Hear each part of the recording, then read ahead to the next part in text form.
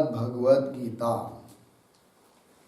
श्रीमद् भगवद गीता अध्याय नंबर 15 और 15वें अध्याय में श्लोक नंबर 14 चल रहा है। तो श्लोक नंबर 14 का कुछ भाष्य हुआ था, अब कुछ चलेगा।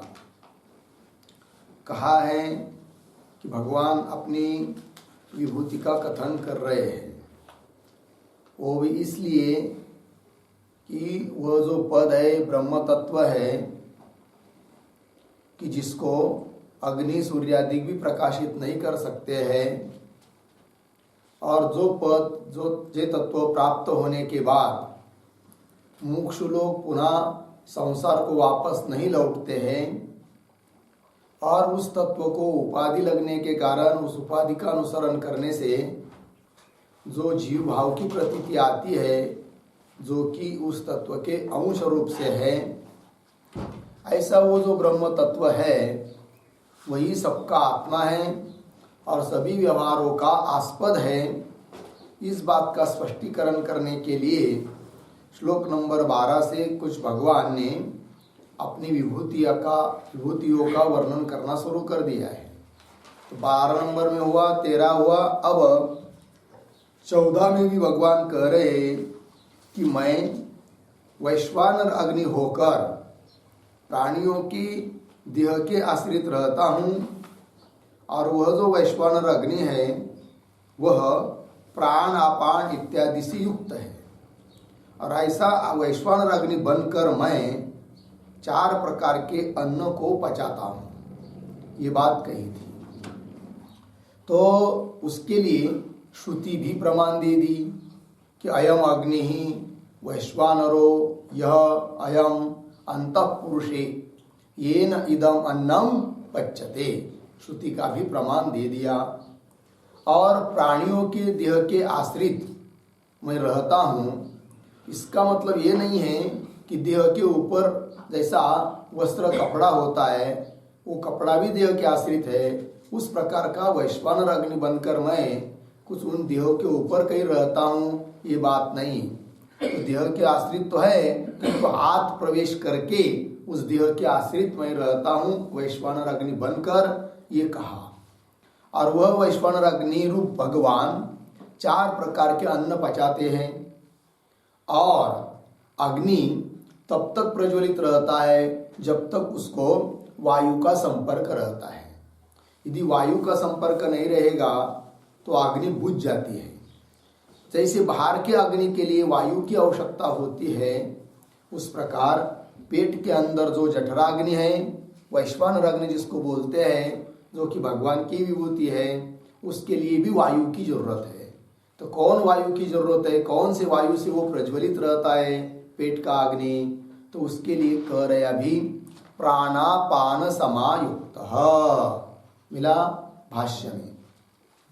तो प्राणापान समायुक्त इसका स्पष्टीकरण कर रहे भाष्यकार, प्राणापानाभ्याम समायुक्त संयुक्त प्राण अपान, इन वायुओं के से वायु से संयुक्त है, समायुक्त है कौन? वैश्वानर अग्नि। अब यहाँ पर एक प्रश्न उपस्थित होता है कि ठीक है, प्राण रूप अग्नि से युक्त है, प्राण रूप अग्नि उसको प्रज्वलित रखता है, ये बात तो ठीक है, अपान क्यों है कि नहीं? प्राणापान अपान भी लिखा है कि नहीं? तो अपान का क्या संबंध है? लिखते इसके ऊपर एक वाक्य, बाह्यः अपि अग्निः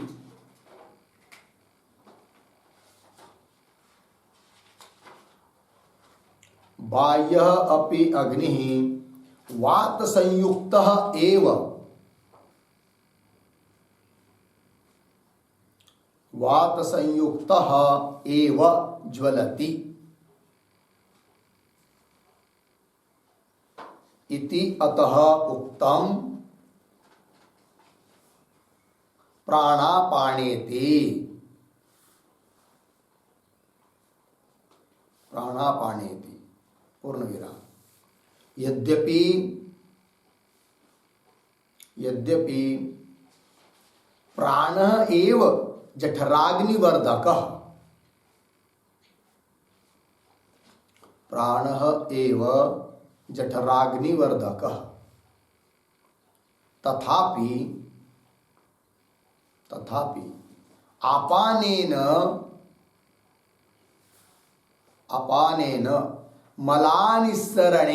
निस्सारणे मल अनिस्सारणे मलानिस्सारणे सति न हि प्राणः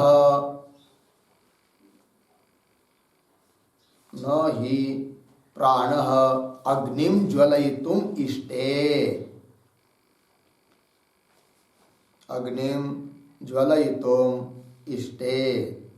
ठीक है, अर्थ देखिए भाई, बाहर का अग्नि भी वात संयुक्त वायु से संयुक्त रहेगा तभी वो जलता है। यदि पूरी तरह से वायु बंद कर देंगे, संपर्क ही नहीं रखेंगे, तो थोड़ी देर के बाद वो अग्नि बुझ जाता है। यदि कोई हम लोग दीपक लगाएंगे, दीपा है कि नहीं, तेल का, और या मेणबत्ती, और उसके ऊपर कोई पात्र पतीला ढक्कन रख देंगे तो थोड़ी देर के बाद सब तेल आदि होते हुए भी वो दीवा बुझ जाता है, क्योंकि उसको वायु के साथ संपर्क नहीं रहता है। जैसे बाहर के वायु के अग्नि के लिए वायु की आवश्यकता है, उसी प्रकार पेट के अग्नि के लिए भी वायु की आवश्यकता है। इसलिए कहा कि प्राणापान समायुक्त।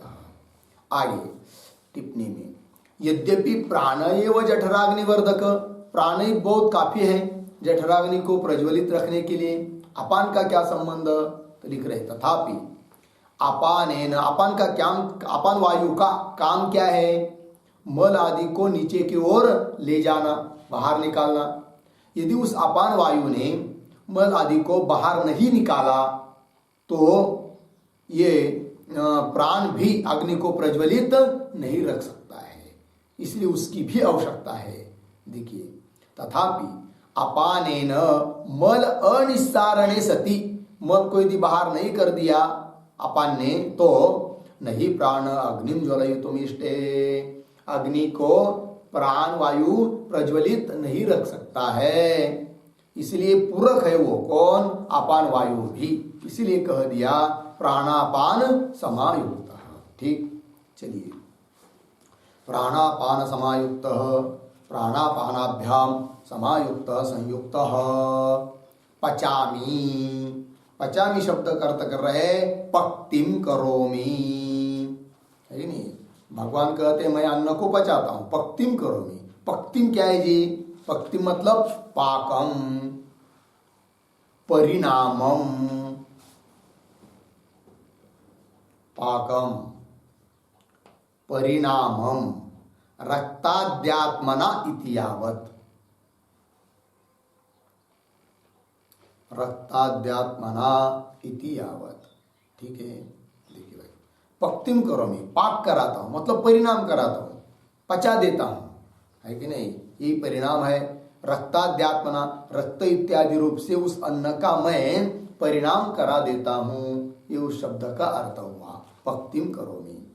आगे चतुर्विधम, चतुर्विधम का मतलब चतुष्प्रकार, प्रकारकम अन्नम, अन्न मतलब अशनम, जो खाया जाता है, 4 प्रकार का अन्न। कौन है वो 4 प्रकार, तो लिख रहे भोज्यम, भक्षम, चोष्यम, लेह्यम च, ये 4 प्रकार का अन्न है। और इन 4 ही प्रकार का अन्न को मैं पचाता हूं, ये भगवान ने कह दिया। अब ये क्या है, कौन कौन कैसा अन्न है 4 प्रकार का, तो लिखते एक वाक्य,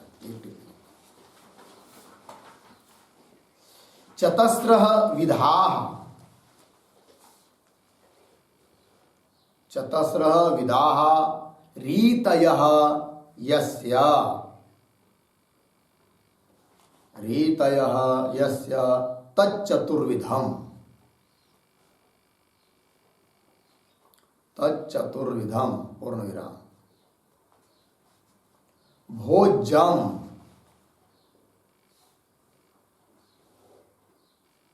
बराबर यत्तु केवलम जिह्वया, यत्तु केवलम जिह्वया विलोड्य विलोड्य निगीर्यते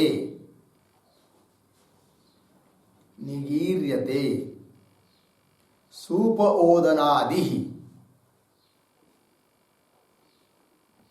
सूपोदनादि तद्भोज्यम।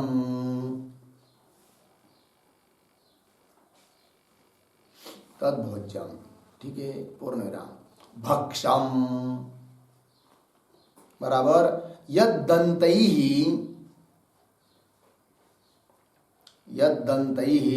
अवखण्ड्य अवखण्ड्य भक्षते।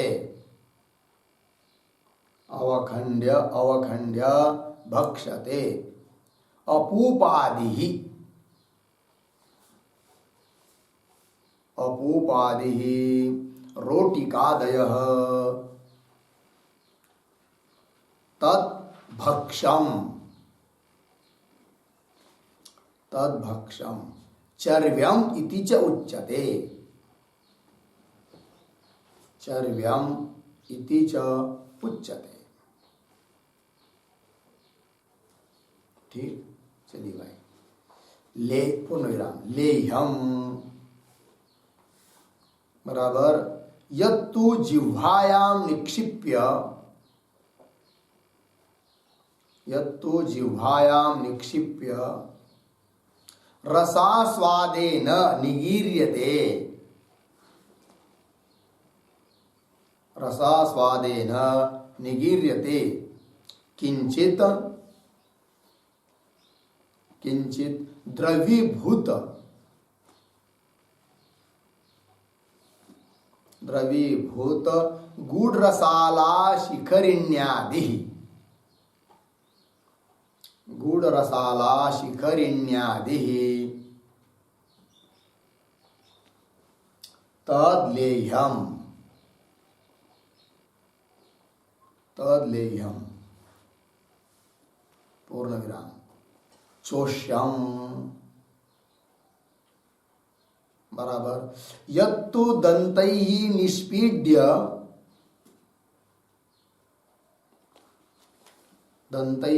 यत्तु दन्तैः निष्पीड्य रसांशं निगीर्य अवशिष्टं त्यज्यते।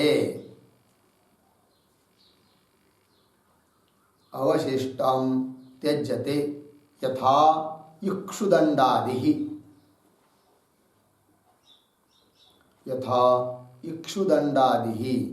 तच्चोष्यम इति भेदः। तच्चोष्यम इति भेदः पूर्ण विराम। एतेन जठराग्नेः तद्गत पचन शक्तेः च जठराग्नेः तद्गत पचन शक्तेः च ईश्वर विभूतित्वं सिद्धम्। ईश्वर विभूतित्वं सिद्धम्। ठीक है जी, चलिए भाई अर्थों को देखते हैं। क्या लिखा है चतस्रः विधाः रीतय यस्य। चार प्रकार की विधा रीति पद्धत है जिस अन्न की तच्चतुर्विधम, वो चार प्रकार का अन्न है। खाने की चार प्रकार है, इसलिए उसको चार प्रकार हो गए। ठीक है, तो कौन है? कुछ अन्नों को भोज्य कहा जाता है। तो किसको कहते भोज्य? तो लिख दिया है यत्तु केवलम जिह्वया विलोड्य, है कि नहीं? जिह्वा पर रखा, इधर उधर ऐसा घुमा दिया और निगल लिया। गील निगीर्यते ते निगीर्यते कौन? सूप ओदनादि।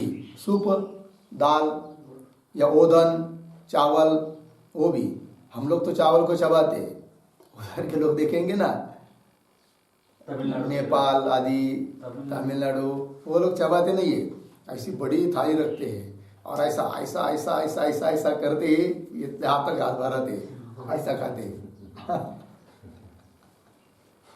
एक नेवाला इतना बड़ा होता है, एक नेवाला, हाँ, एक घास त्यांचा असा असतो, असं नाही खात ते, असा हा, अर्धा खाली पडतो ना अर्धा तोंडात जाते. आपल्याला बघू पण वाटत नाही. चला, सुप ओदनादि तद भोज्यम, ते भोज्य अन्न है. ठीक है जी. आगे भक्ष्य क्या है जी? यद दंतैहि अवखंड अवखंड भक्षते, दांतों के द्वारा तोड़ तोड़ कर, चबा चबा कर खाया जाता है, ऐसा अन्न भक्ष्य. जैसे अपूप, मालपुआ अथवा रोटी का है कि नहीं, गेहूं की रोटी, ज्वार की रोटी, ये सब. तद भक्षम, उसको ही दूसरा नाम है चर्व्यम इति च उच्यते. ठीक है, ये हुआ. और लेह्यम, लेह्य क्या है जी? यत्तु जिह्वायाम निक्षिप्य, है कि नहीं, जिह्वा के ऊपर रखा जाता है और रस स्वादेन, उसका रस का स्वाद लेते लेते निगला जाता है, निगीर्यते. ऐसा जो किंचित द्रवीभूत, थोड़ा सा द्रवीभूत हो रहता है अन्न. जैसे उदाहरण दिया, गुड़ रसाला. रसाला, गुड़ रसाला मतलब कहाकी. देखा है आपने? गुड़ तो बाद की प्रक्रिया है. गुड़ बनने के पहले पहले जो पतला सा होता है ना, जिसको हम लोग कहाकी बोलते हैं, वही पाक, गुड़ का पाक कहाकी बोलते हैं. उसको डब्बे में भर के रखते तो कई दिन चलता है वो. ठीक है, उसके साथ रोटी भी खा सकते हैं. तो गुड़ रसाल और शिखरिणी, शिखरिणी शब्द करता है श्रीखंड, है कि नहीं. दही में सब शक्कर मिला दिया तो वो बन जाता है. तो थोड़ा सा और प्रक्रिया करेंगे तो श्रीखंड. तो शिखरिणी का अर्थ होता है श्रीखंड. चलिए, तो गुड़ रसाला शिखरिण्यादि तत्लेयम, ये कौन सा अन्न है जी? लेय है. और चोष्यम, चोष्यम मतलब क्या? यत्तु दंतै निष्पीड्य, दांतों के द्वारा दबा दबा कर, निष्पीड्य चबा चबा कर, और रसांशम निगीर्यते, उसका रस तो निगला जाता है. और अवशिष्टम त्यज्यते, कुछ बचा हुआ फेंक दिया जाता है. उदाहरण इक्षुदंडादि, गन्ना. गन्ना हम लोग खाएंगे तो दांतों से चबा चबा कर रस तो निगल लेते, बाकी का फेंक देते. तो अन्न कैसा हुआ? चोष्यम. हाँ, सब चोष्यम. इक्षुदंडादि तच्चोष्यम इति भेद. लग गया. एतेन, इससे क्या सिद्ध हुआ? जठराग्ने तद्गत पचन शक्ति है च ईश्वर विभूतित्वम सिद्धम. जठराग्नि भी ईश्वर की विभूति है, और जठराग्नि में विद्यमान जो पकाने की, पचन करने की शक्ति है, वह भी ईश्वर की विभूति है. ये बात हो गई. चलिए आगे भाष्य में. तो चतुर्विधम चतुष्प्रकारकम अन्नम अषणम भोज्यम भक्षम चोष्यम लेह्यम च. आगे भोक्ता वैश्वानरः. ठीक है, अभी लगभग श्लोक की व्याख्या तो पूरी हुई है, किंतु प्रसंग प्राप्त है इसलिए कुछ थोड़ी सी विशेष बात को भी भाष्यकार कह रहे हैं. क्या कहते हैं? तो भोक्ता वैश्वानरः अग्नि, अर्धविराम, भोज्यम अन्नम सोमः, तदेतत् उभयाम अग्निशोमौ सर्वम इति पश्यतः अन्न दोष लेपः न भवति. ठीक है जी. देखिए, अन्न का जो दोष होते हैं वो लगते नहीं है. कब, किस प्रकार का निश्चय होने पर अन्न दोष लगते नहीं है? तो लिख दिया. क्या समझना है, क्या निश्चय होना है? कि भोक्ता वैश्वानर अग्नि. वैश्वानर मतलब अग्नि. तो अग्नि, वैश्वानर नाम का जो अग्नि है वो भोक्ता है. जब आदमी स्वयं को भोक्ता समझता है तब उसको अन्न के दोष लगते हैं. किंतु यदि अपनी निश्चय हो गया कि भोक्ता मैं नहीं हूं, भोक्ता कौन है? पेट में जो वैश्वानर अग्नि है वो भोक्ता है, तो अन्न दोष लगते नहीं है. क्यों नहीं लगते? लिखाएंगे. तो पहले पंक्ति देखिए. भोक्ता वैश्वानर अग्नि, एक बात हो गई भोक्ता के बारे में. और भोज्य कौन है? अन्नम, वो कौन? सोमः. भोज्य खाया जाने वाला, भोगने वाला, भोगा जाने वाला जो अन्न है वो सोम है. तो न भोज्य मैं हूं और मेरा है, न भोक्ता मैं हूं और कुछ है. ठीक है ना. तो भोक्ता ही वैश्वानर है, भोज्य सोम है. ऐसा जिसका निश्चय है उसको अन्न दोष लगता नहीं है. भोज्यम अन्नम सोमः. तत् एतत् उभयम, ये दोनों भी क्या, अग्नि सोमौ, अग्नि और सोम, सोम मतलब सोम, अग्नि और सोम ये दो है, सर्वम इति पश्यतः, ऐसा देखने वाला जो व्यक्ति है उसको अन्न दोष लेपः न भवति। ठीक है, तो पहली बात हम लोगों को इस बात को समझना है कि वैश्वानर अग्नि वो भोगता है, बात तो ठीक, किंतु भोज्यम अन्नम, ये भी इतना कहना ठीक था। भोज्य कौन है? अन्न, खाया जाने वाला अन्न है, किंतु अन्नम सोमः लिख दिया। भोज्य जो है अन्नम सोम, तो भोज्य जो अन्न है उसको सोम क्यों कह दिया? सोम का और अन्न का क्या संबंध है? तो लिखते एक वाक्य,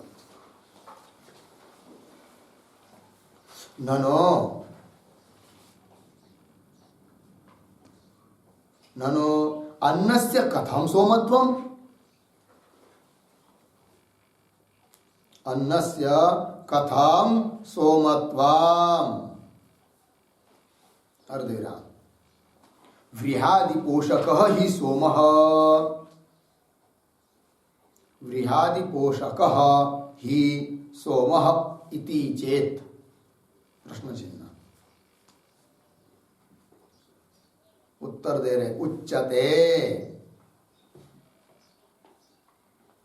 सोम पुष्ट व्रीहादि मयत्वात् अन्नस्य, सोम पुष्ट व्रीहादिमयत्वात् अन्नस्य सोमत्वम्, सोमत्वम् अर्धविराम, सोमरसमयत्वात् वा, सोमरसमयत्वात् वा, अर्धविराम, सोम देवताकत्वात् इति वा, सोम देवताकत्वात् इति वा, पूर्णविराम, एवं अग्निशोम दर्शनस्य, अग्निशोम दर्शनस्य अन्नदोषनाशकत्वात्,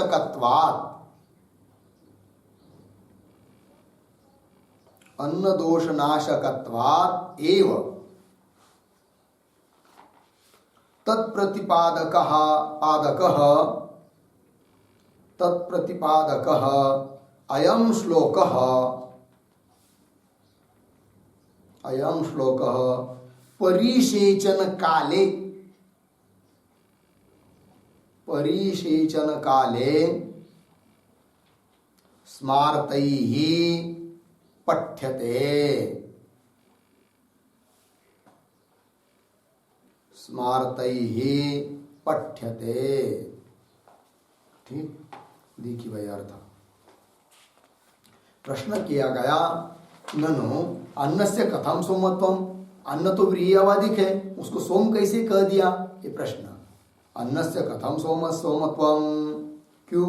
व्रीहादि पोषक है सोम, व्रीहादि को पुष्ट करने वाला है कौन? सोम, किंतु व्रीहादि की थोड़ी सोम हो गया, वो तो पुष्ट करने वाला है, व्रीहादि को से अलग है।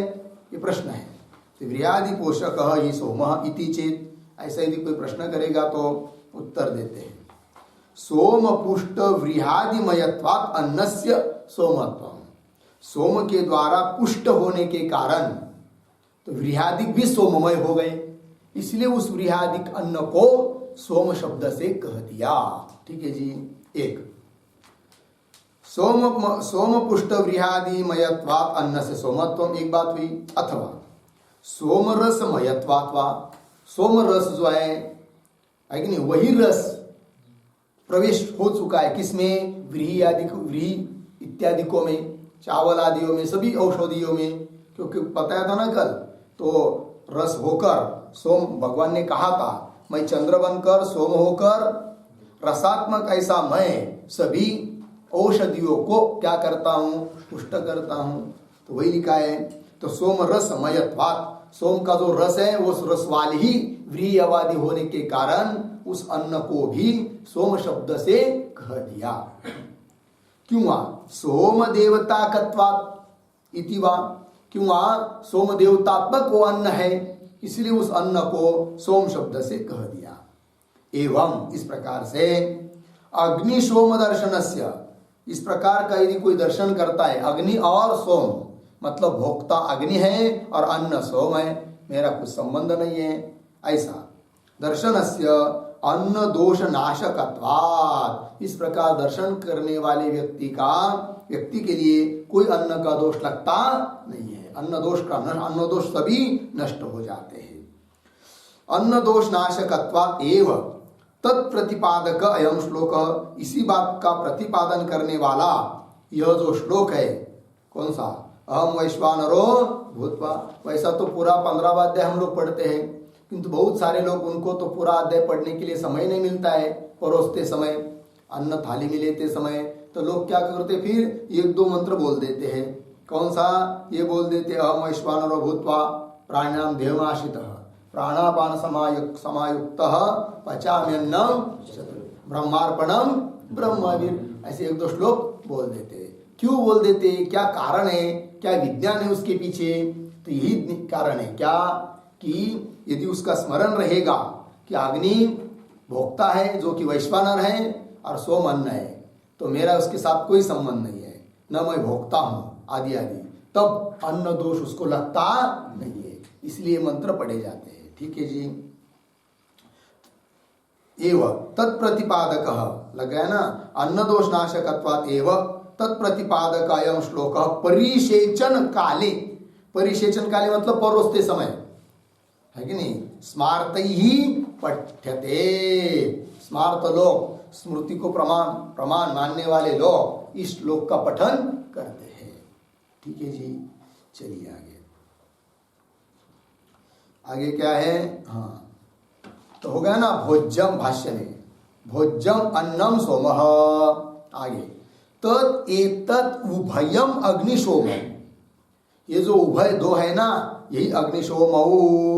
तो क्या है वो? एक वाक्य लिखेंगे इसके ऊपर भी, उभयम, उभयम बराबर अग्नि अन्न द्वयम, अग्नि अन्न द्वयम अग्निशोमौ इति उच्यते, अग्निशोमौ इति उच्यते पूर्ण विराम। इदम उभयम सर्वम इति पश्यतः, इदम उभयम सर्वम इति पश्यतः पुरुषस्य अन्नदोषलेपः, अन्नदोषलेपः अन्नदोष संबंधः न भवति, अन्नदोष संबंधः न भवति।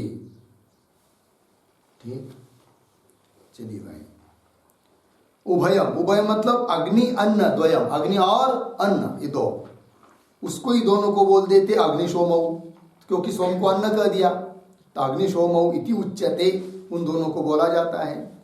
इदम उभयम सर्वम इति पश्यत, ये दोनों ही सब कुछ है, ऐसे देखने वाला जो पुरुष है उसको अन्न दोष लेपः मतलब अन्न दोष संबंधः न भवति, उसको अन्न दोष का कोई संबंध होता नहीं है, ये बात कह दी, न भवति। ठीक है, चलिए भाष्य में तदेतत् उभयम अग्निशोमौ सर्वम, ये उभय मतलब अन्न और अग्नि, ये दो ही, इन दोनों को ही नाम दिया है अग्निशोमौ, और यही सब है। ऐसा देखने वाला जो पुरुष है, सर्वमिति पश्यतः पुरुषस्य अन्न दोष लेपः न भवति, उसको अन्न दोष नहीं लगता है। तो बोलेंगे भाई केवल कहने मात्र से थोड़ी होगा, क्यों नहीं लगता है ऐसा देखने वाले को अन्न दोष? तो थोड़ा लिखेंगे उसके ऊपर। अन्नस्य ही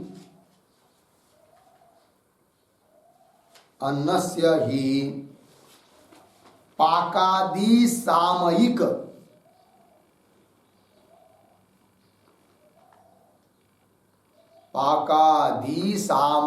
सामयिक कृमि कीटादि कृमि कीटादि नाश प्रयुक्ता, कृमि कीटादि नाश प्रयुक्ता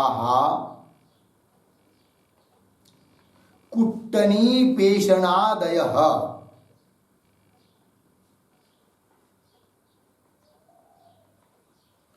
कुट्टनी पेषणादयः पेषण्यादयः पेषण्यादयः दोषाः सन्ति, दोषाः सन्ति। यन्निरसनाय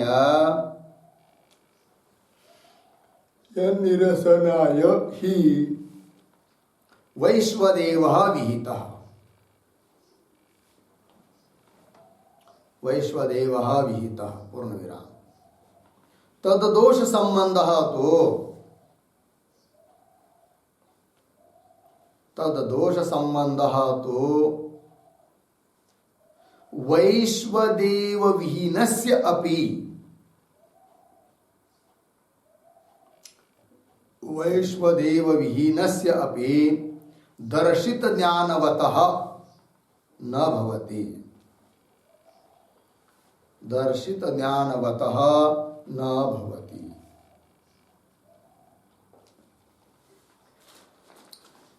पूर्णविराम। आगे ननो उद्धरण चिन्ह में इदम अन्नम सोमः, इदम अन्नम सोमः अर्धविराम, अयम अग्नि भोक्ता वैश्वानरः, अयम अग्नि भोक्ता वैश्वानरः उद्धरण चिन्ह बंद। इति ज्ञान मात्रेण, इति ज्ञान मात्रेण कुतः तद्दोष संबंधः न भवति, कुतः तद्दोष संबंधः न भवति प्रश्न चिन्ह। इति चेत् उच्यते, इति चेत् उच्यते यह हि अन्नम अस्ति, यह हि अन्नम अस्ति तस्य अन्नदोषः भवति, तस्य अन्नदोषः भवति अर्धविराम। न तु अनश्नतः,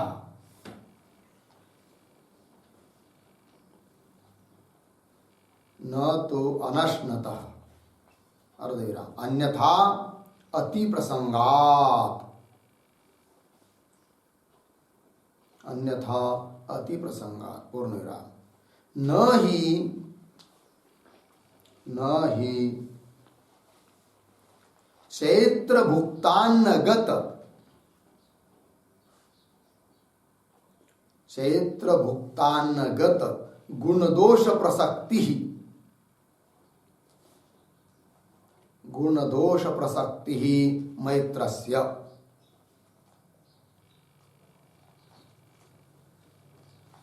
पूर्णविराम। अन्यथा, अन्यथा चैत्रे भुक्तवती सती, चैत्रे भुक्तवती सती अभुक्तवतः अपि मैत्रस्य, अभुक्तवतः अपि मैत्रस्य क्षुन्निवृत्तिः स्यात्, क्षुन्निवृत्तिः स्यात् पूर्णविराम। एवं सते, एवं सति यह अन्नम अस्ति, यह अन्नम अस्ति स वैश्वानर अग्निः एव, स वैश्वानरः अग्निः एव अर्धविराम। न तो अहम, न तो अहम अर्धविराम, मम अभोक्तृत्वात्, मम अभोक्तृत्वात् इति यह वेत्ति, इति यह वेत्ति कथम तस्य, कथम तस्य अन्न दोष लेपः भवितुम अर्हति। अन्न दोष लेपः भवितुम अर्हति। प्रश्न न कथमपि, न कथमपि पूर्णविराम किंच किंच यह अस्मद्देहे,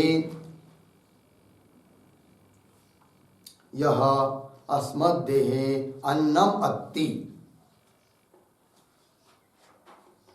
अन्नम अस्ति सह अग्निः,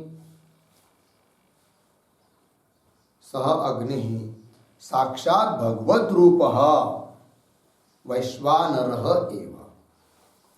साक्षात् भगवद रूपः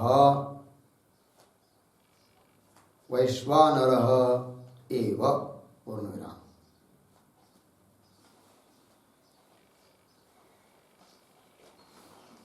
यच्च इदम् अन्नम्, यच्च इदम् अन्नम् तच्च साक्षात्, तच्च साक्षात् भगवद रूपः सोमः एव। भगवद रूपः सोमः एव। उद्धरण चिन्ह में सोमः भूत्वा इति, सोमः भूत्वा इति अर्धविराम। पुनः उद्धरण चिन्ह में वैश्वानर भूत्वा, वैश्वानर भूत्वा इति च, इति च सोम वैश्वानरयोः, सोम वैश्वानरयोः भगवद रूपत्व प्रतिपादनात्,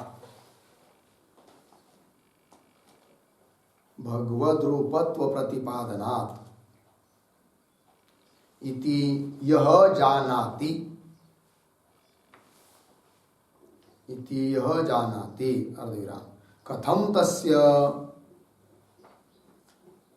कथम तस्य अन्न दोष गंध संबंधः, अन्न दोष गंध संबंधः। प्रश्न चिन्ह न कथम अपि। पूर्णविराम। अन्नस्य, अन्नस्य भगवदात्मकत्व अनुसंधानेन, भगवदात्मकत्वानुसंधानेन, भगवदात्मकत्व अनुसंधानेन सर्वदोष प्रहाणात्, सर्वदोष प्रहाणात्। ठीक अर्थ देखिए भाई। अन्नस्य ही, अन्न के कुछ दोष होते हैं। कौन दोष होते हैं अन्न के, उसको अब कह रहे हैं। फिर उस दोष को निवृत्त करने के लिए शास्त्र में कुछ उपाय बताया है कि नहीं? कौन उपाय बताया है? तो वैश्वदेव करने के लिए कहा है। किंतु वैश्वदेव नहीं करेंगे तो भी इस प्रकार का यहाँ पर जो ज्ञान बताया है, इस ज्ञान वाला वो व्यक्ति रहेगा तो उसको भी अन्न दोष लगते नहीं है। ये बात कह दी। क्यों नहीं लगते उसका भी उत्तर दिया। तो पहले बताएंगे कि अन्न दोष क्या होते हैं, तो लिखा ना भी।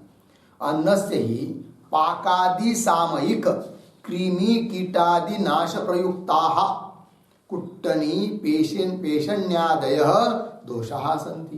देखिए अन्न के कुछ दोष होते हैं। पाकादि सामयिक, पाकादि सामयिक मतलब भोजन बनाते समय, ठीक, पाकादि सामयिक समय में भोजन बनाते समय कृमि, कुछ कीड़े कीट, मुंगिया है कि नहीं, पिपीलिका, सब चिटिया या और कुछ कीड़े वो नष्ट हो जाते हैं पीसते समय, कुटते समय, है कि नहीं। प्रयुक्ता कृमि कीटादि नाश प्रयुक्ता दोष होते हैं, उस दोष को बोलते कुट्टनी पेशण्यादय।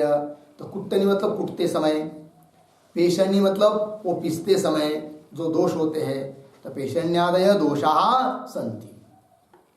अग्नि जलाते समय उस अग्नि में लकड़ी में भी कुछ कीड़ा आदि होते हैं, वो भी मर जाते हैं, ये सब दोष होते हैं। और बीज वो तो जीव स्वरूप है ना, उसको बोएंगे तो उग जाता है, तो उसको हम लोग क्या करते, पीस पीस कर खाते, तो वो भी एक प्रकार का दोष ही है। ये सब दोष होते हैं अन्न के। लेकिन वो दोष निरसन करने के लिए उपाय बताया है क्या? यन निरसनाय ही वैश्वदेव विहित। इस प्रकार के अन्न दोष न लगे इसलिए हर एक व्यक्ति को वैश्वदेव करने के लिए कहा है। एक प्रक्रिया है कुछ मंत्रों के साथ, ठीक है जी। चलिए रोज के रोज करना होती है। यन निरसनाय हे वैश्वदेव विहित। ठीक, आगे तद दोष संबंध तू, उस दोषों का संबंध तो वैश्वदेव विहीनस्यपि, जो व्यक्ति वैश्वदेव करता नहीं है, जानता नहीं है, ऐसे व्यक्ति को भी वो दोष नहीं लगेंगे। किसको? लेकिन दर्शित ज्ञानवत। अभी जो ज्ञान बताया ना, इस प्रकार का ज्ञान जिसको रहेगा वह व्यक्ति वैश्वदेव नहीं करेगा तो भी उसको अन्न दोष लगते नहीं है। किस प्रकार के ज्ञान वाला? ये ज्ञान है कि भोक्ता वैश्वानर है और अन्न सोम है, जो कि भगवान का स्वरूप है, मैं तो अभोक्ता हूं।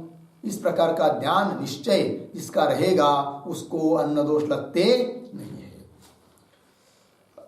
लगा ना? तो वैश्वदेव विहीनस्यपि दर्शित ज्ञानवतः न भवति। आगे चलिए, ननु इदम अन्नम सोम, यह अन्न सोम है, और अयम अग्नि भोक्ता वैश्वानर, और यह अग्नि भोक्ता है, वही वैश्वानर है। इति ज्ञान मात्रेण, केवल इतने जानने मात्र से ही कुत तद्दोष संबंध न भवति, वो दोष अन्न के दोष लगते नहीं है। ये कैसे आप कह रहे हो? ये प्रश्न हुआ। उत्तर दे रहे इति चेत उच्यते। ऐसा यदि कोई प्रश्न करेगा तो उसका उत्तर दे रहे हैं। क्या उत्तर? युक्ति दे रहे, देखिए, यह ही अन्नमत्ति तस्य अन्न दोष भवति। देखिए सीधा सीधा नियम है, जो अन्न को खाता है उसको ही वो दोष लगते हैं, है कि नहीं? यह ही अन्नमत्ति तस्य अन्न दोष भवति न तो अनश्नत। जो हम लोगों ने अन्न बनाया तो जो खाएगा उसको ही दोष लगेगा। जो अलग व्यक्ति है, खा नहीं रहा है, बना भी नहीं रहा है, उसको उस अन्न के दोष लगेंगे क्या? नहीं लगेंगे। न तो अनश्नत अन्यथा, अन्यथा मतलब जो खा नहीं रहा है उसको भी उस अन्न के दोष लगेंगे। ऐसा यदि मानेंगे तो गड़बड़ हो जाएगी, अति प्रसंग हो जाएगा, अति व्याप्ति हो जाएगी। कैसे?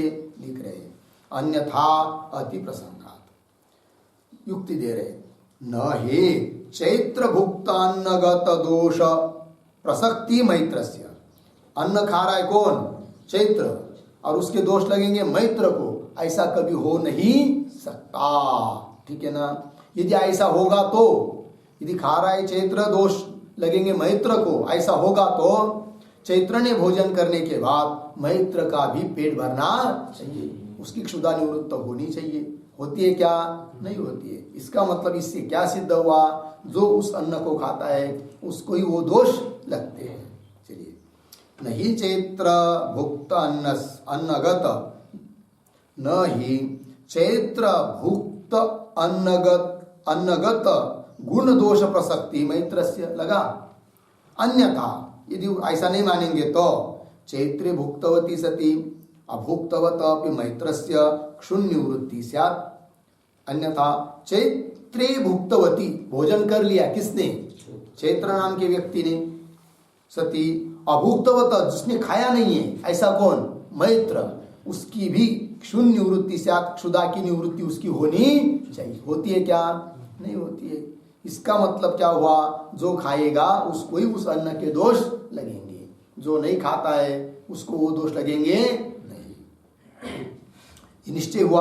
अब आगे निर्णय हुआ। आगे, एवं सती यह अन्नमत्ति सह वैश्वानर अग्नि एव। अब निश्चय क्या हुआ इस व्यक्ति का? ये बात तो ठीक है, ये तो नियम हो गया, जो अन्न खाता है उसको दोष लगेंगे। अब इसने निश्चय पक्का कर लिया कि मैं तो खा ही नहीं रहा हूं, भोक्ता मैं है ही नहीं। भोक्ता कौन है? वैश्वानर। वैश्वानर है, वैश्वानर खा रहा है, तो दोष लगेंगे किसको? वैश्वानर को लगने तो लगने दो, तो मेरे को तो लगेंगे ही नहीं, क्योंकि मैं खा ही नहीं रहा हूं, भोग ही नहीं कर रहा हूं, क्योंकि नियम क्या बनाया, जो खाता है उसको अन्न दोष लगते हैं। ठीक, चलिए। एवं सती यह अन्नम अत्ति, जो अन्न को खा रहा है, स वैश्वानर अग्नि एवं, वो वैश्वानर नाम का अग्नि है। न तो हम, मैं नहीं खा रहा हूं, मैं भोक्ता नहीं हूं। क्यों? मम अभोक्तृत्व, मैं तो कैसा हूं, अभोक्ता हूं। इति यह व्यक्ति, इस प्रकार से जो जानता है, कथम तस्य अन्न दोष लेप भवितुमर्हति, उसको अन्न के दोष कैसे लगेंगे, अर्थात नहीं लगेंगे। क्योंकि नियम क्या, जो खाता है उसको लगते हैं, वो खा ही नहीं रहा है, क्योंकि स्वयं को अभोक्ता समझ रहा है, भोक्ता समझ रहा है वैश्वानर को, तो उस व्यक्ति को वो दोष लगेंगे नहीं। इति यह व्यक्ति, हो गया ना जी, यह अन्नम अत्ति स वैश्वानर अग्निएव न त्वः मम अभोक्तृत्वात्। इति यह व्यक्ति, इस प्रकार से जो जानता है, कथम तस्य अन्न दोष लेप भवितुमर्हति, अन्न के दोष का लेप उसको कैसा होगा, नहीं होगा। न कथम किंच, और यह अस्मद्देह अन्नमत्ति स अग्नि साक्षात भगवद रूप वैश्वानर एव, ये उसका निश्चय हुआ है कि जो हमारे देह में अन्न खा रहा है वह अग्नि तो साक्षात भगवान का स्वरूप वैश्वानर है। लग गया। और क्या, अन्न क्या है, यच्च इदम अन्नम तच्च साक्षात भगवत रूप स्वमैव, और जो अन्न है ना, जो खाया जा रहा है वो अन्न, वो तो साक्षात क्या है, भगवान का रूप, जो सोम, वो सोम ही अन्न है। तो जो खाया जा रहा है अन्न, वो सोम है, भगवान का ही रूप है। जो खा रहा है, भोग रहा है वैश्वानर, वो भी भगवान का रूप है। तो भगवान खा रहा है, भगवान को खा रहा है, हमको जाने दो, हमको क्या लेना देना, मैं तो अभोक्ता हूं, अकर्ता हूं, ऐसा जिसका निर्णय निश्चय हो चुका है, उसको अन्न दोष लगेंगे। यच्चैदम अन्नम तच्च साक्षात भगवद रूप सोमैव, क्योंकि भगवान ने कहा ना सोम भूत्वा, इसका मतलब सोम भी कौन है, भगवान, वही अन्न है। और वैश्वानर भूत्वा, ये भगवान ने कहा है, इसका मतलब वैश्वानर नाम का अग्नि भी कौन है, भगवान ही है। इति च सोम वैश्वानरयोः भगवद रूपत्व प्रतिपादना, इन वाक्यों में सोम और वैश्वानर, इन दोनों को भी भगवत स्वरूप है ये, ऐसा प्रतिपादन किया है। प्रतिपादना इति यह जानाति, इस प्रकार से जो जानता है, सचमुच अंतःकरण से समझता है, यह जानाति कथम तस्य अन्न दोष संबंध, अन्न के दोष का किंचित भी गंध संबंध भी उसको हो नहीं सकता, मतलब थोड़ा भी अन्न दोष का संबंध उसको लगेगा नहीं। इति कथम, यह जानाति कथम तस्य अन्न दोष गंध संबंध न कथम अपि, बिल्कुल उसको दोष लगेगा नहीं। अन्नस्य भगवदात्मकत्व अनुसंधानेन सर्वदोष प्रहाणात्, उन्होंने क्या निश्चय किया है, निर्णय कर लिया है, अर्थात जो सचमुच वृत्ति से जानता है क्या, अन्नस्य भगवदात्मकत्व अनुसंधानेन, अन्न क्या है, भगवान स्वरूप है। इस प्रकार के अनुसंधान करने से सभी दोष क्या हो जाते, निवृत्त हो जाते, कोई दोष लगता ही नहीं, सब दोष नष्ट हो जाते हैं। ठीक है जी, ये कहा है। अन्न बहुत काम का है भाई, अन्न का नाश नहीं करना चाहिए। जितना हम लोग खा सकते हैं उतना ही अन्न थाली में लेना चाहिए। परोसने वाला परसेगा तो हम लोग लेता ही बैठे, जो जिसको जितना नहीं खा सकते ज़्यादा लेंगे तो कोई बात अच्छी नहीं है। कुछ कुछ लोगों को आदत होती है क्या, बहुत सारा थाली भर भर के ले लेंगे, फिर उतना खाएंगे नहीं, थोड़ा ही खाते हैं और बाकी का क्या कर देते, फिर फेंक देते हैं। तो अन्न को फेंकना, अन्न को वाया ये करना, व्यर्थ दौड़ ये करना, ये ठीक नहीं है। हे न मनावे साधारण अन्न ब्रह्म रूप जान, जे जीवन हेतू कारण विश्वा या, माऊली म्हणतात, माऊलीची होई आहे। हे न मनावे साधारण, अन्न ब्रह्म रूप है अन्न, क्योंकि सब जगत उसके ऊपर ही तो अवलंबन है। और एक रोटी लीजिए आप, उसको हम लोगों के थाली में जब आती है तो कितनी मेहनत से आती है, इसका हम सोच भी नहीं सकते। हम लोगों को पता नहीं चलता है क्योंकि हम लोग उस प्रक्रिया में नहीं है। हम लोग क्या है, केवल मधुकरी मांग कर या आयता आया खाया। किंतु कितनी देखिए, खेत नांगरना पड़ता है, क्या हल चलाना है कि नहीं, उसको अच्छी तरह से बहुत बार बार बार बार मेहनत करनी पड़ती है। फिर उसको बोना है, फिर उसको सिंचन करना है, पानी देना है, फिर उसमें घास फूस ना भी, इसलिए उसको निंदन बोलते हैं ना, उसको क्या वो करना, सब करना पड़ता है। फिर उसको संरक्षण करना है कि नहीं, कोई जानवर आदि खाकर न चला जाए, है कि नहीं, रात्र भर रक्षण करना पड़ता है, नहीं तो रान डुक्कर आकर खा जाते हैं, या नीलगाय आकर खा जाती है, किसको, उस धान को, वो सब रक्षण करना है।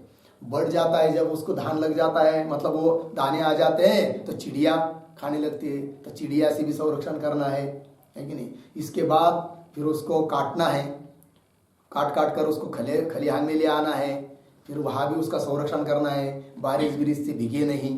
फिर उसको मेहनत करके फिर बोरी भर के फिर किस में लाना है, घर में रखना है, उसको भी कीड़ा आदि न लग जाए, इसलिए उसकी सुरक्षा करना है।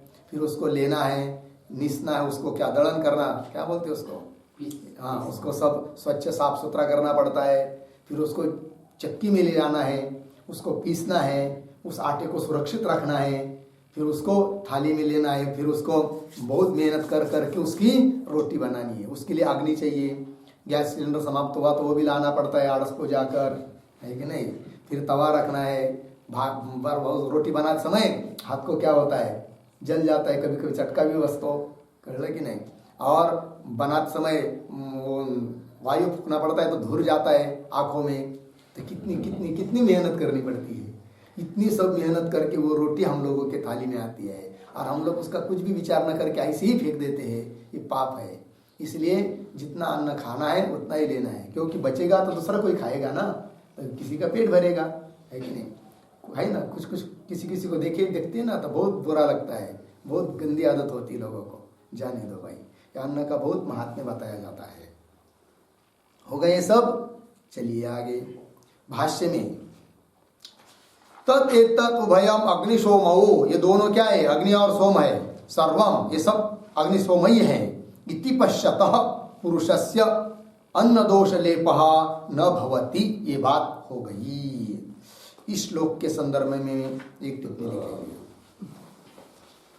एवं तेजो अब अन्नात्मिकायाः, तेजो अन्नात्मिकायाः अवांतर प्रकृतेः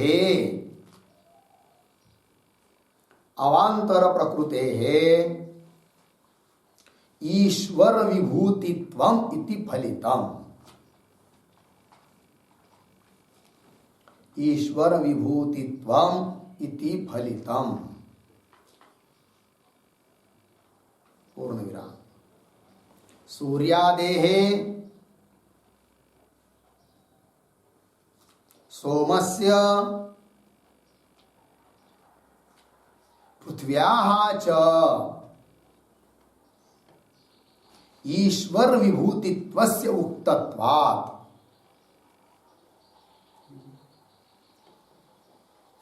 सोमस्य हो गया इतना, पृथ्व्याः च ईश्वर विभूतित्वस्य उक्तत्वात्, कौंस में अन्नम पृथ्वी, कौंस बंद, ततः च त्रिवृत्कृत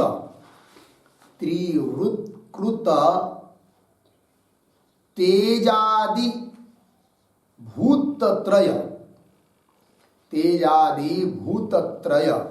कार्यस्य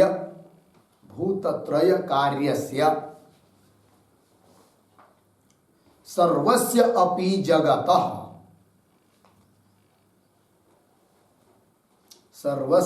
जगतः भगवत विभूतित्वं फलति, भगवत विभूतित्वं फलति। ठीक है जी, देखिए भाई अर्थ, इससे अभी तक के चिंतन के अनुसार 2-3 श्लोकों में जो बात कही है, तो क्या सिद्ध हुआ, एवं तेज अप अन्न, अन्न मतलब पृथ्वी, तो तेज हुआ अग्नि, अप मतलब जल, अन्न मतलब पृथ्वी। तो अन्नात्मिकायाः अवांतर प्रकृति है, ये जो अवांतर प्रकृति है, क्योंकि मूल प्रकृति तो त्रिगुणात्मक है, माया, उससे उत्पन्न हुए भूत, ये भी तो जगत के कारण है, इसलिए अवांतर बीच वाली प्रकृति है। तो अवांतर प्रकृति ईश्वर विभूतित्व इति फलितम, ईश्वर की विभूति है, तेज भी, जल भी और अन्न भी, और ये यदि ईश्वर की विभूति है, इससे बना हुआ जगत वो भी क्या है, सब ईश्वर की ही विभूति है। आगे लिखा है सूर्यादेः सोमस्य पृथ्व्याः च ईश्वर विभूतित्वस्य उक्तत्वात्। सूर्य, सोम, पृथ्वी ये तो ईश्वर की विभूति ही है, बताया ही है, लेकिन ईश्वर विभूतित्वस्य उक्तत्वात्। अन्नम पृथ्वी, अन्न ही पृथ्वी है। ततः च, इससे क्या सिद्ध हुआ, त्रिवृत्कृत, जैसे पंचकृत जगत है कि नहीं, पंचकृत मतलब पंचमहाभूतों का कार्य है कि नहीं, पंचमहाभूतों का पंचकर्म होकर जगत बना है। तो कुछ लोग पंचकृत न मानकर त्रिवृत्कृत मानते हैं, मतलब तीन भूतों का मिलाप होने से ही सब जगत बना है, ऐसा भी कुछ लोग मानते हैं, ठीक है ना।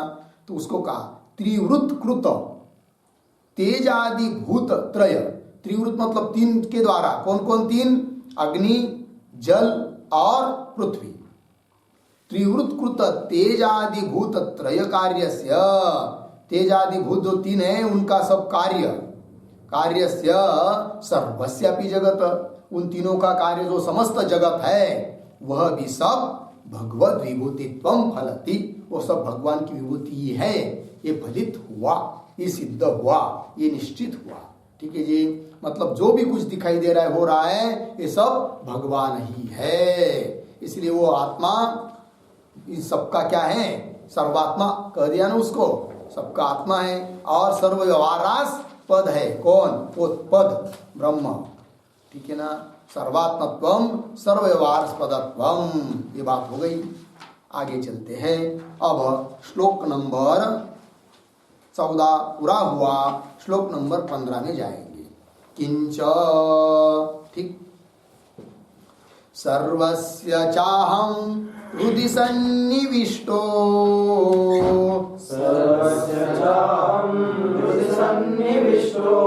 मत्ता स्मृतिर्ज्ञानमपोहनं च,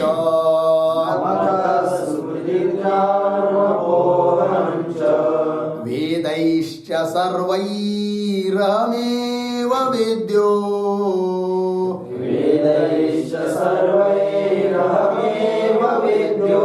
वेदांत कृद्वेद विदेव चाहम्,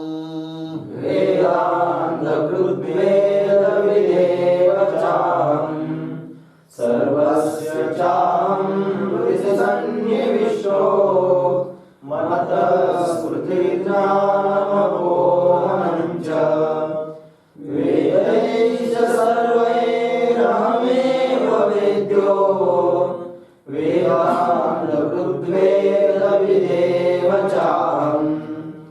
ठीक है, सर्वस्य च अहं हृदि सन्निविष्टः, मत्तः स्मृतिः ज्ञानम् अपोहनं च, वेदैः च सर्वैः अहम एव वेद्यः, वेदान्तकृद् वेदविद् एव च अहम। अन्वय, अहम शुरू में सर्वस्य हृदि सन्निविष्टः, अहम सर्वस्य हृदि सन्निविष्टः, च मत्तः स्मृति ज्ञानम अपोहनम च। नीचे की लाइन में सर्वैः वेदैः च, सर्वैः वेदैः च अहम एव वेद्यः, अहम एव वेद्यः। हो गया। अंतिम का शब्द अहम, बीच में अहम एव वेदांत कृद वेदविद च। ठीक है जी, अर्थ देखिए, भगवान कह रहे हैं अहम मैं, सर्वस्य हृदय सन्निविष्टः, सबके हृदय में मैंने क्या प्रवेश किया है। ठीक, सबके हृदय में मैं रहता हूँ आत्मा रूप से। और मत्तः स्मृति ज्ञानम अपोहनम च, और सभी प्राणियों को जो स्मरण हो रहा है, ज्ञान हो रहा है, वो सब किससे? मेरे से ही हो रहा है। इतना ही नहीं, यदि उस स्मृति ज्ञान का अपोहन हो जाता है, नाश हो जाता है, तो भी वो भी मेरे से ही होता है। स्मृति ज्ञान अपोहन ये सब किससे होता है? मेरे से ही होता है। और सर्वैः वेदैः अहमेव वेद्य, सभी वेदों के द्वारा जाना जाने वाला मैं ही हूँ, वेद्य हूँ। और अहम एव, मैं ही, वेदांत कृत मतलब वेदांत संप्रदाय का कर्ता भी मैं हूँ। और वेदविद मतलब वेदार्थविद, वेद के अर्थ को जानने वाला भी कौन हूँ? मैं ही हूँ। ये बात हो गई। ठीक है, सब विभूति है भगवान की। भाष्य में चलते हैं। सर्वस्य प्राणिजातस्य अहम आत्मा सन् हृदि बुद्धौ सन्निविष्टः। ठीक, देखिए भाई अर्थ क्या लिखा है? सर्वस्य प्राणिजातस्य अहम, कैसा पढ़ेंगे? अहम सर्वस्य प्राणिजातस्य आत्मा सन् हृदि, हृदि का अर्थ कर दिया बुद्धौ सन्निविष्टः। ठीक है, क्या कह रहे हैं कि मैं सर्वस्य प्राणिजातस्य, सभी प्राणियों का आत्मा सन, आत्मा होकर सबके हृदय में अर्थात बुद्धि में क्या सम्यक रूप से स्थित हूँ। सन्निविष्ट, सन्निविष्ट शब्द करता है सम्यक निविष्ट प्रविष्ट, सम्यक निविष्ट प्रविष्ट अर्धविराम प्रविश्य स्थितः इति यावत्, प्रविश्य स्थितः इति यावत्। ठीक, अर्थ देखिए भाई, सम्यक निविष्ट, अच्छी तरह से निवेश करके, प्रवेश किया हुआ मैं हूं, मतलब प्रवेश करके स्थित हूं सबके हृदय में, ये कह रहे भगवान। ठीक है जी,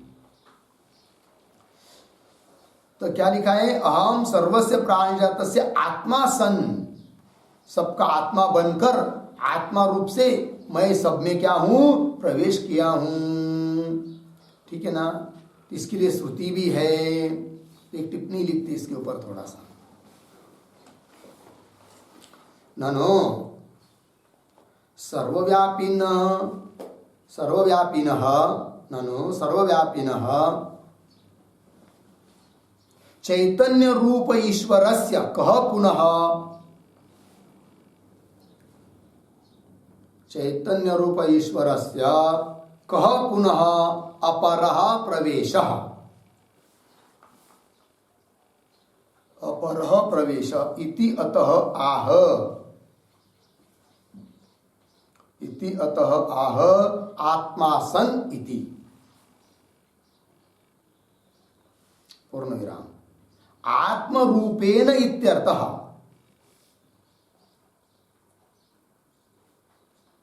आत्मरूपेण इत्यर्थः। उद्धरण चिन्ह में श्रुति अनेन जीवेन आत्मना, अनेन जीवेन आत्मना अनुप्रविश्य, उद्धरण चिन्ह बंद, अनुप्रविश्य इति श्रुतेः इति भावः।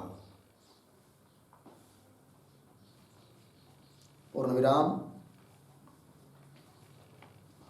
शुद्ध चैतन्यात्मना, शुद्ध चैतन्यात्मना सर्वत्र अवस्थितः अपि ईश्वरः, सर्वत्र अवस्थितः अपि ईश्वरः अंतकरणावच्छिन्न चैतन्य रूपेण, अंतकरणावच्छिन्न चैतन्य रूपेण प्रतिबिंब रूपेण वा, प्रतिबिंब रूपेण वा प्राणिनां बुद्धौ प्रविष्टः इति तत्वम्। प्रविष्टः इति तत्वम् पूर्णविराम। एतेन ईश्वरात् अर्थांतरं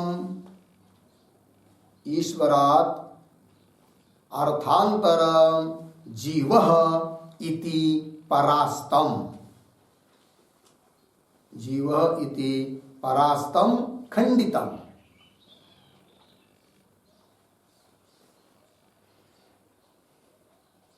ठीक, देखिए भाई अर्थ।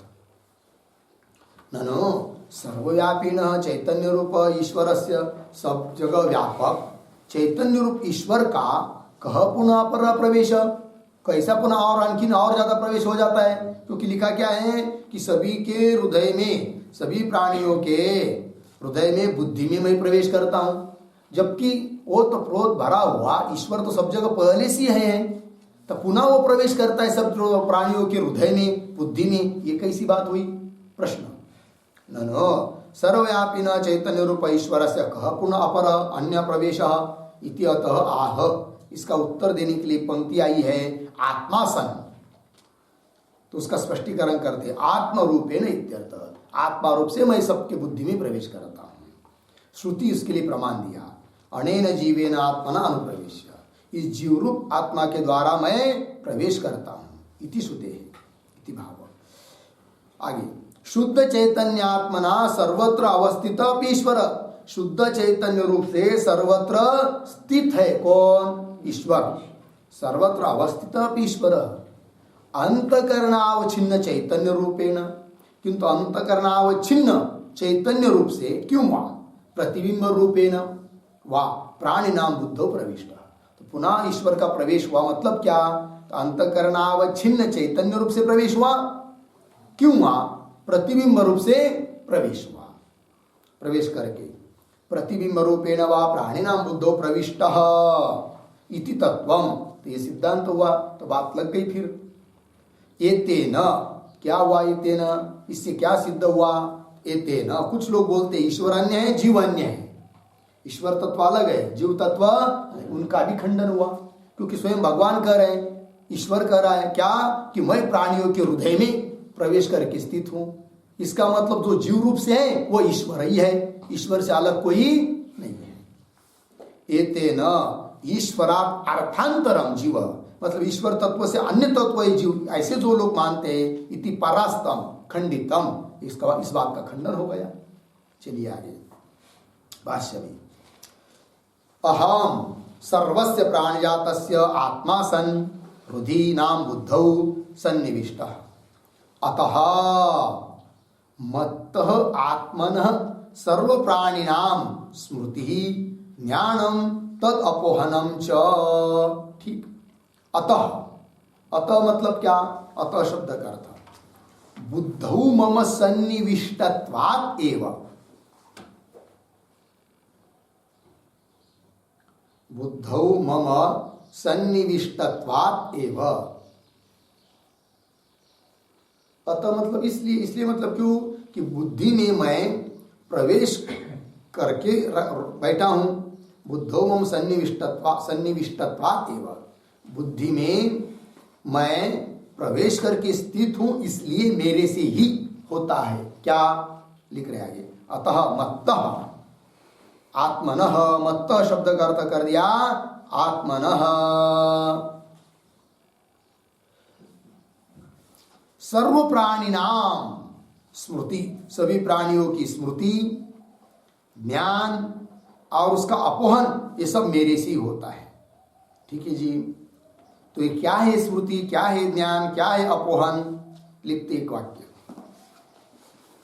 स्मृति ही बराबर अनुभूतार्थ स्मरणम।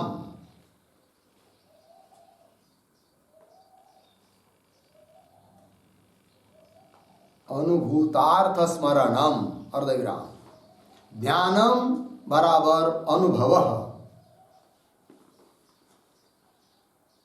ज्ञानम बराबर अनुभव अर्धविराम। अपोहनम, अपोहनम बराबर तदुभयस्य नाशः,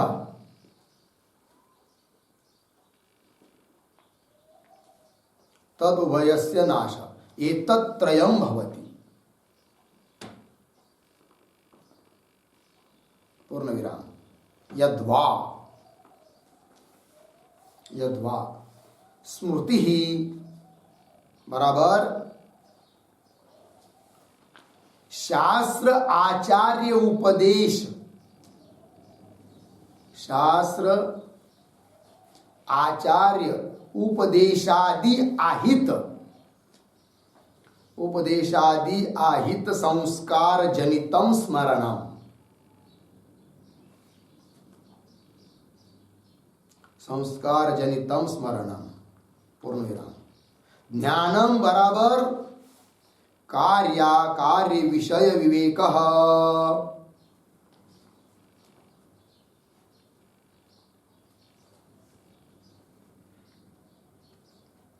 कार्य विषय विवेक। पूर्ण विराम। अपोहनम बराबर तदुभय भ्रंश,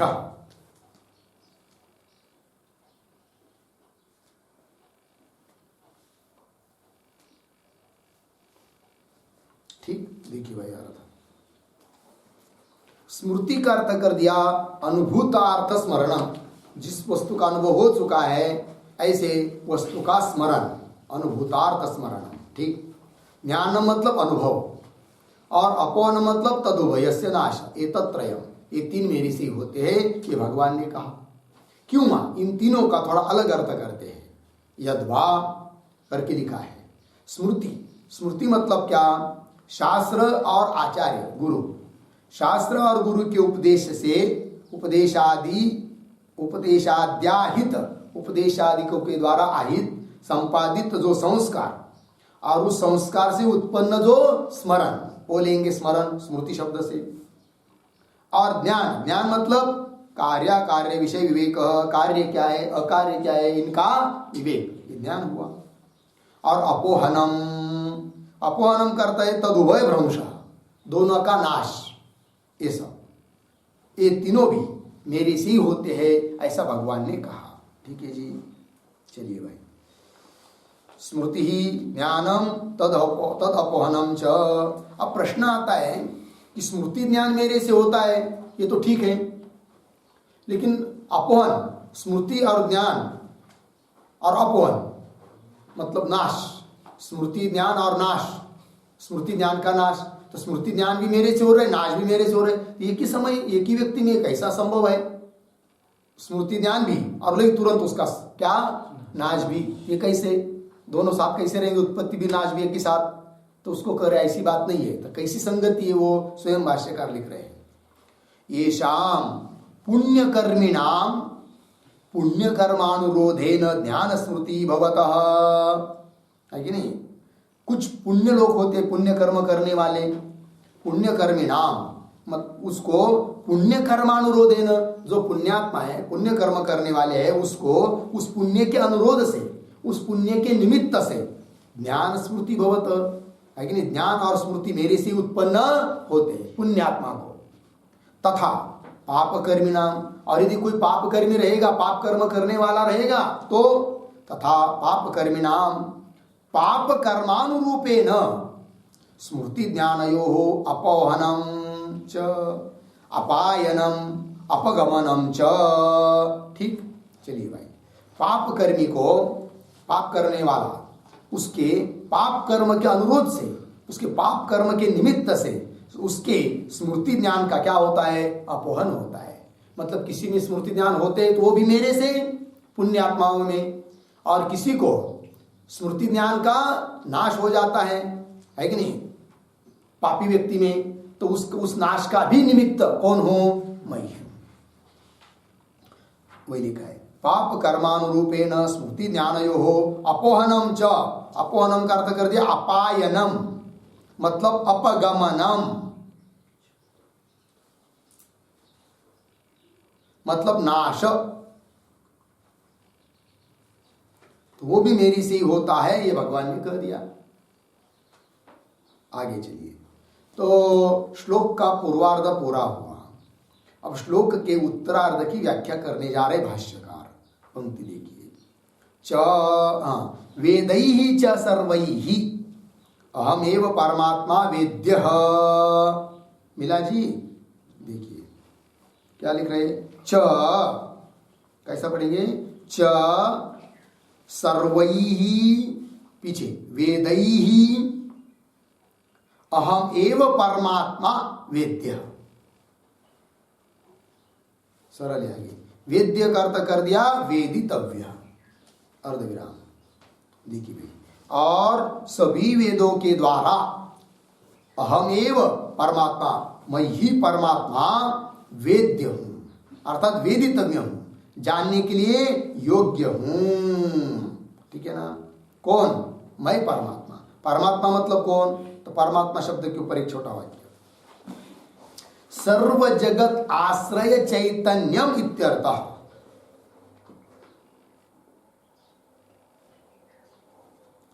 सर्व जगदाश्रय चैतन्यम इत्यर्थः, पूर्ण विराम। प्रत्यग भिन्न परमात्मा एव, प्रत्यग भिन्न परमात्मा एव सर्ववेद वेद्य।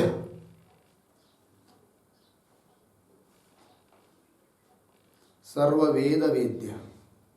ठीक, देखिए भाई, तो परमात्मा अहमेव परमात्मा मतलब सर्व जगदाश्रय चैतन्य, संपूर्ण जगत का आश्रयभूत चैतन्य, मतलब प्रत्येक भिन्न परमात्मा वही सभी वेदों के द्वारा क्या है, वेद्य है, जानने के लिए योग्य है। चलिए, वेद्य वेदितव्य, अर्धविराम हुआ। और आगे वेदांत कृत प्रतीक है, तो वेदांत कृत भी मैं हूं। तो वेदांत कृत मतलब क्या, उसका अर्थ भाष्यकार कर रहे हैं। वेदांत कृत मतलब वेदांतार्थ संप्रदाय कृत इत्यर्थ। वेदांतार्थ का संप्रदाय का करने वाला है कि नहीं, संप्रदाय जो चालू हुआ है वो भी मेरे से ही हुआ है, उसका कर्ता भी मैं हूं, ये भगवान कह रहे हैं। क्या है वेदांत संप्रदाय? तो लिखते इसके ऊपर एक वाक्य,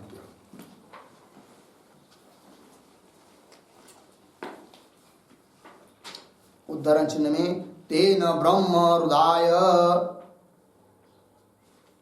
आदि कवये,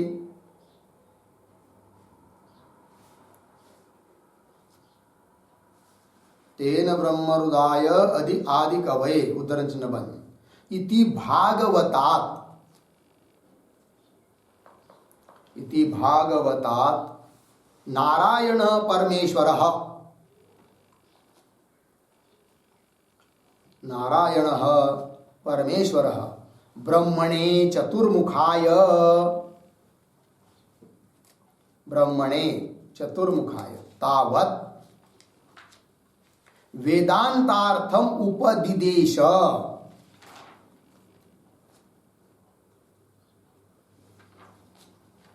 वेदांतार्थम उपदिदेश, अर्धविराम, स च सनकादिभ्यः, स च सनकादिभ्यः, अर्धविराम, ते नारदाय, ते नारदाय, अर्धविराम, सह व्यासाय, सह व्यासाय, अर्धविराम, सह शुकाय, सह शुकाय, इति एवं, इति एवं वेदांतार्थ संप्रदाय प्रवर्तकः, वेदांतार्थ संप्रदाय प्रवर्तकः अहम एव।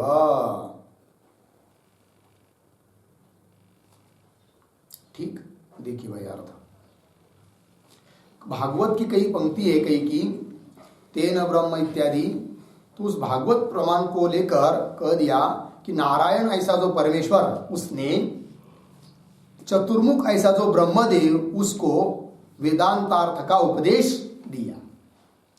फिर उस ब्रह्मदेव ने सनकादिक जो है, सनक सनंदन आदि चार, उनको उपदेश दिया। उन लोगों ने नारद को उपदेश दिया। नारद ने व्यास महाराज को उपदेश दिया और व्यास जी ने शुकाचार्य को उपदेश दिया और शुकाचार्य से आगे सभी परंपरा चल रही है। इस प्रकार का जो वेदांतार्थ संप्रदाय है उसका प्रवर्तक भी मैं हूं, ये कह दिया। किसने? भगवान ने। ठीक, चलिए आगे भाष्य में वेदांत कृत वेदांतार्थ संप्रदाय कृत इत्यर्थ।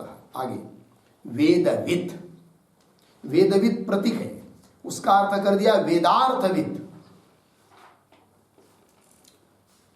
एव च अहम, मतलब क्या? वेदविद, वेदार्थविद, अहम एव च, वेदविद भी मैं हूं, अर्थात वेदार्थ को जानने वाला भी मैं हूं। अब वेदविद का अर्थ वेदार्थविद कर दिया, क्यों? एक वाक्य लिखेंगे, केवल वेदवित्वस्य, केवल वेदवित्वस्य आधुनिक ब्राह्मणेषु अपि सत्वात्, आधुनिक ब्राह्मणेषु अपि सत्वात् वेदार्थवित् इति उक्तम्।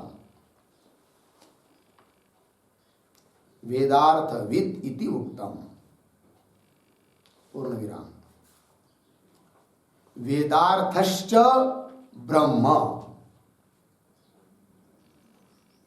वेदार्थश्च ब्रह्म अर्धविराम, सर्वस्य अपि ब्रह्मत्वात्,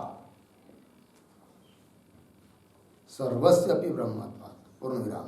ब्रह्मवित् इत्यर्थः, पूर्ण विराम। सर्वज्ञ इति यावत्, सर्वज्ञ इति यावत्, पूर्ण विराम।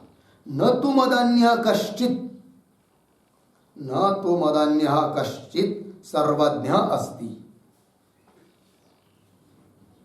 न तु मदन्यः कश्चित् सर्वज्ञ अस्ति अर्धविराम। मदन्यस्य सर्वस्य जडत्वात्, मदन्यस्य सर्वस्य जडत्वात्, पूर्ण विराम।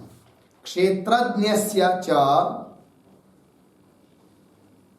क्षेत्रज्ञस्य च मदात्मकत्वात् इति अभिप्रायः, मदात्मकत्वात् इति अभिप्रायः। ठीक, चलिए भाई अर्थ देखिए। तो मूल में तो श्लोक में पद है वेदविद, किंतु भाष्यकार ने अर्थ कर दिया वेदार्थविद। क्यों? तो लिखा है केवल वेदवित्वस्य, केवल वेदवेत्ता, वेद को कंठस्थ कर लिया, गुरु से पढ़ लिया, कंठस्थ कर लिया, अर्थ को जानता नहीं है, तो वेदविद तो आधुनिक ब्राह्मण भी हुआ, किंतु वेदार्थविद वो नहीं है। ठीक है, और भगवान का कहने का अभिप्राय है कि मैं वेदविद हूं, मतलब वेदार्थविद हूं। ये केवल वेदवित्वस्य आधुनिक ब्राह्मणेषु अपि सत्वात् वेदार्थविद इति उत्तम। ठीक, वेदार्थ क्या है जी? वेद का अर्थ क्या है? ब्रह्म, क्योंकि सभी वेद के द्वारा प्रतिपाद्य जाना जाने वाला एक तत्व कौन है? ब्रह्म। तो सभी वेदों का अर्थ क्या है? ब्रह्म। सर्वस्यापि ब्रह्मत्वात्, और सब कुछ ब्रह्म ही है। इसलिए वेदविद मैं हूं मतलब ब्रह्मविद मैं हूं, अर्थात सर्वज्ञ इति यावत्, सर्वज्ञ हूं। न तु मदन्य कश्चित् सर्वज्ञ अस्ति, मेरे को छोड़कर और कोई सर्वज्ञ नहीं है। क्यों? मद अन्य से सर्वस्य जड़त्वात्, मेरे को छोड़कर बाकी सब कुछ क्या है? जड़ है। बोलेंगे भाई भगवान तुम्हारे से अन्य सब जड़ है, क्षेत्रज्ञ थोड़ी जड़ है। तो बोल रहे क्षेत्रज्ञ थोड़ी मेरे से अलग है, भगवान कहेंगे। तो वही क्षेत्रज्ञस्य च मदात्मकत्वात्, क्षेत्रज्ञ तो मेरा ही स्वरूप है, मेरे से अलग नहीं है, इति अभिप्राय। ये हो गया। ठीक है जी, इस प्रकार से ये श्लोक नंबर 15 का भाष्य पूरा हुआ। ठीक है, अब चलते हैं आगे श्लोक नंबर 16 में, किंतु इसका विचार हम लोग बाद में करेंगे। ओम पूर्णमदः पूर्णमिदं पूर्णात् पूर्णमुदच्यते पूर्णस्य पूर्णमादाय पूर्णमेवावशिष्यते।